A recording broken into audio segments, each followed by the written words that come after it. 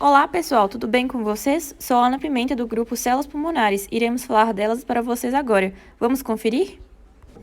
Bom, os bronquíolos respiratórios são assim chamados porque já apresentam alvéolos na sua estrutura, certo?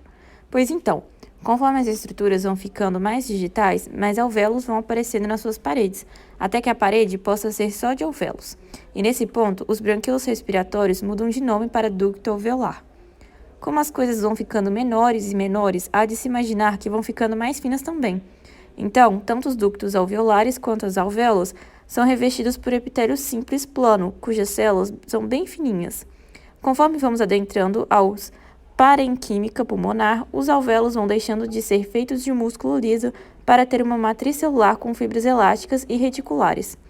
As fibras elásticas serão extremamente importantes para garantir a distensão pulmonar durante a inspiração e para se encontrarem passivamente durante a expiração.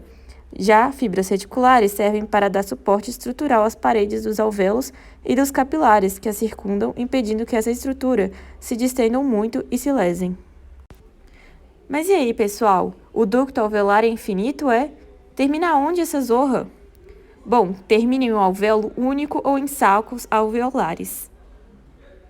Os alvéolos constituem a última porção da árvore brônquica e são eles os responsáveis pela estrutura esponjosa do parênquima pulmonar.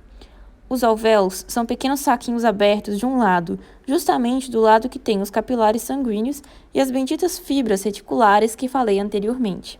Essa parede aberta é comum aos dois alvéolos adjacentes, o que ficam um ao lado do outro. A parede aberta tem um capilar no meio, sendo chamado de parede ou septo interalveolar. O septo interalveolar é formado por três tipos principais de células: as células endoteliais dos capilares, os pneumócitos tipo 1 e os pneumócitos tipo 2. O ar que chega nos alvéolos é separado do sangue por quatro estruturas: o citoplasma do pneumócito tipo 1, a lâmina basal do que não mostra, tipo 1, e a lâmina basal do capilar e o citoplasma da célula endotelial. Como geralmente as duas lâminas basais se fundem, na prática, são só três estruturas. As células endoteliais dos capilares são as mais numerosas e têm um núcleo mais alongado que os pneumócitos. Não vou me errar isso na prova de A2, pelo amor de Deus, hein? Lembrem que esse endotélio é do tipo contínuo, ou seja, não possui aberturas. O pneumócito do tipo 1 também é chamado de célula alveolar pavimentosa e tem um núcleo mais achatado, que faz uma discreta saliência e faz uma barriga para dentro do alvéolo. Seu citoplasma é bastante intenso e por isso é bem fininho, apresentando desmossomos, que, para quem não lembra, são junções celulares entre as membranas de duas células adjacentes. Apresentam também uma zônula de oclusão ou junções oclusivas que impedem a passagem de moléculas pelo interstício, obrigando-as a passar por dentro da célula ou passar direto.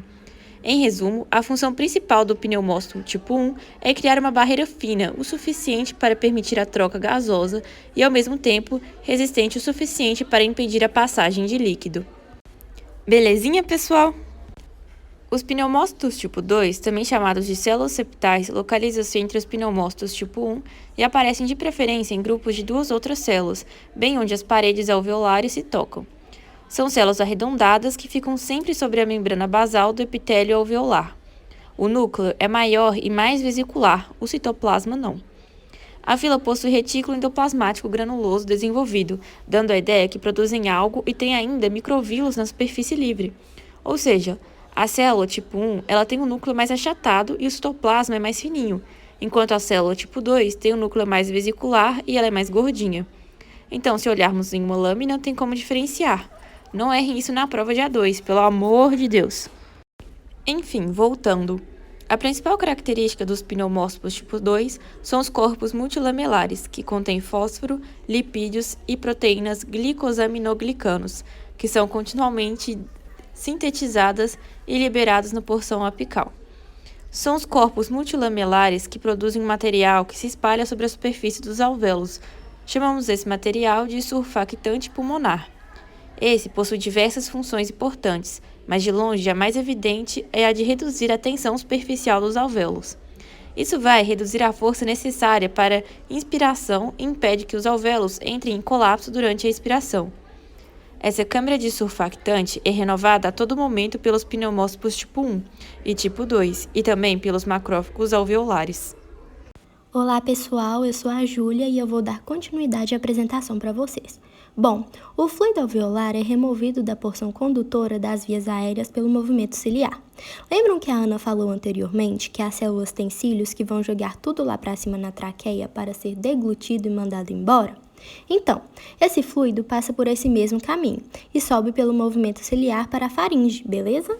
Esse fluido vai se misturar com os brônquios formando o líquido branco alveolar, onde esse auxilia na remoção de substâncias e partículas nocivas, uma vez que contém diversas enzimas que são produzidas provavelmente pelos macrófagos alveolares, também chamados de células de poeira, pois eles fagocitam essas partículas de poeira e são levadas pelo movimento ciliar até a faringe para ser deglutido.